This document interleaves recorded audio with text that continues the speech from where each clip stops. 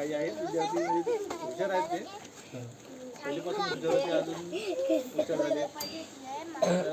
म्हणजे चांगलं वाटलं की काहीतरी बा याला शिकवण्याचं म्हणजे आनंद आला की शिकून हे थोडेसे म्हणजे अजून वरच्या स्टेपला गेले. काही जण आहेत म्हणजे आता नवीन नवीन आले त्यांच्यासाठी पण ते पण चालू होतं त्यांचं. काही कारणास्तव आपलं थोडं लवकर झालं काम.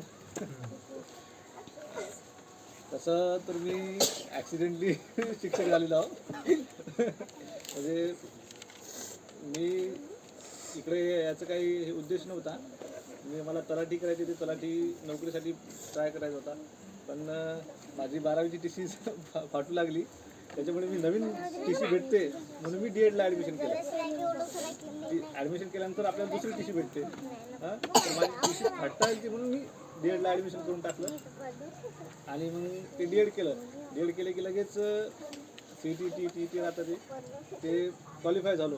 तर म्हणजे मी त्या क्षेत्रात जायचं नव्हतं पण तिकडे गेलो आणि त्यानंतर मग तुम्ही भेटले. मग त्याच्यात अजून मग बरं आहे आपण इकडे शिक्षक पेशामध्ये आपण अजून काहीतरी करू शकतो, विद्यार्थ्यांना चांगल्या पद्धतीने घडवण्याचा प्रयत्न करू शकतो.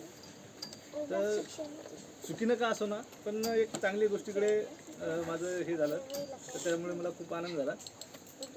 आणि नंतर इथून जे पुढचे विद्यार्थी आहेत ते आता त्यांना पण घडवण्याचं आपल्याला कार्य करायचं आहे. आता नागपूरमध्ये पाहूया आता तिकडे कशा पद्धतीने विद्यार्थी इथले तर सगळे चांगलेच होते.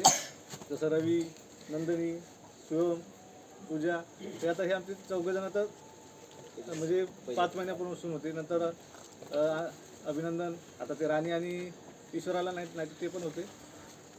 हे सुरुवातीपासून हे होते. आयुष पण नंतर मग तुम्ही आले पण तुम्ही पण मस्त करू लागले म्हणजे अभ्यास वगैरे. आता सहवास थोडा झाला आपला त्याच्यामुळे काही जास्त संपर्क नाही पण हे आमची डेलीची असल्यामुळे थोडं जीव म्हणजे हे जीव गुंतला त्यांच्यामध्ये आता. कारण जेव्हा चालतं कारण की नेहमी आता ते समजून गेलं याला कशा पद्धतीने काय शिकवायचं काय म्हणजे सवय लागली होती मला. पण आता यांना आता सोडून जाणं म्हणजे दुःखच आहे पण काय करावं आपल्याला समोरचं करायसाठी जावंच लागते.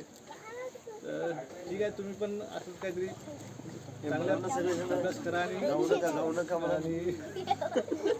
तुमच्या आयुष्यात काहीतरी घडा अशीच ईश्वरचरणी प्रार्थना आणि एवढी गोष्ट मी 2 शब्द समजतो.